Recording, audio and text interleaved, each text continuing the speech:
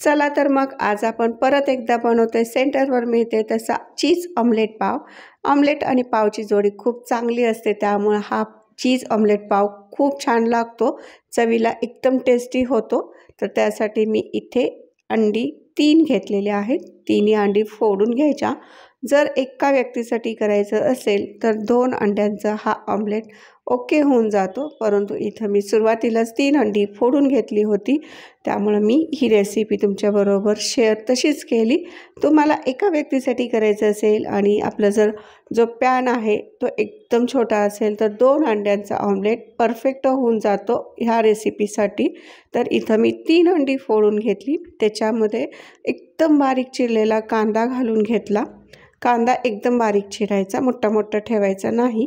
आणि एक मिरची बारीक बारीक चिरून घेतली। परत त्याच्यामध्ये बारीक चिरलेली कोथिंबीर टाकली, थोडीशी हळद, चवीनुसार आपण मिरची पावडर टाकतोय, चवीनुसार मीठ टाकतोय आणि एकदम मिरीची पावडर असते ना, ब्लॅक पेपर पावडर म्हणतात त्याला, ती पण टाकून घेतली। हे सर्व व्यवस्थित एकदम पटपट मिक्स करून घ्यायचं। एकीकडे आपण पॅन पण गरम करायला गॅसवरती ठेवून दिलेला आहे। तर सेंटरवर कसे पाव मिळतात, जे सँडविचचे असतात किंवा बन पाव असतात, तर इथं मी थोडाशा वेगळ्या पद्धतीने हा चीज ऑमलेट पाव करते।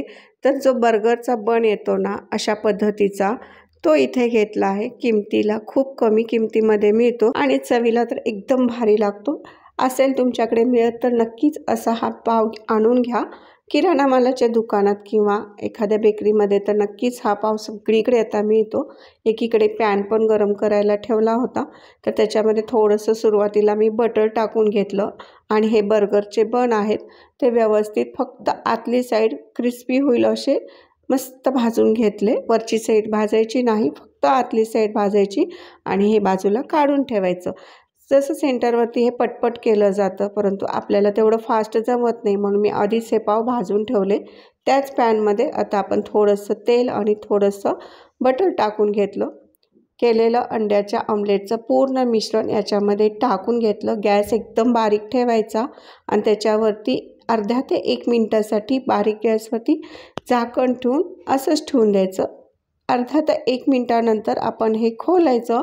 सगळीकडे कडेने काठ सुटलेले असतील तेव्हाच मध्ये इथे आपण मस्त अशी चीजची स्लाईस घालतोय। या चीजच्या स्लाईसवरती तुम्ही ऑरेगानो घालू शकता, मिक्स हर्ब्स असतील जे पास्त्यासाठी वापरलेलं जातं साहित्य, ते सर्व ह्याच्यावर घालू शकता आणि त्याला अशा पद्धतीने हे पॅक करून घ्यायचं आहे।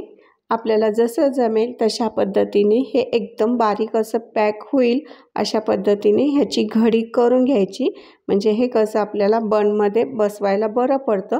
आणि आतली बाजू आणि वरची बाजू परत एकदा बारीक गॅसवरती 1-2 ते 3 मिनिटासाठी छान अशी भाजून घ्यायची, म्हणजे आतला जो चीज असतो थोडासा मेल्ट होतो आणि आतलं जे अंड्याचं मिश्रण होतं ते पण छान फुलून येतं।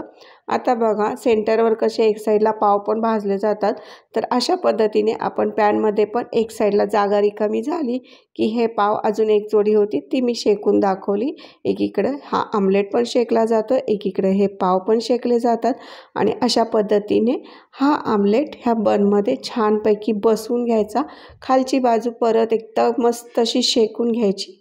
सँडविचप्रमाणे यामध्ये बारीक चिरलेला कांदा, टोमॅटो घालून पण बनवू शकता, परंतु हा असाच चवीला छान लागतो। रेसिपी आवडली असेल तर वेदिकाज रेसिपी चॅनलला नक्की सबस्क्राईब करा। धन्यवाद।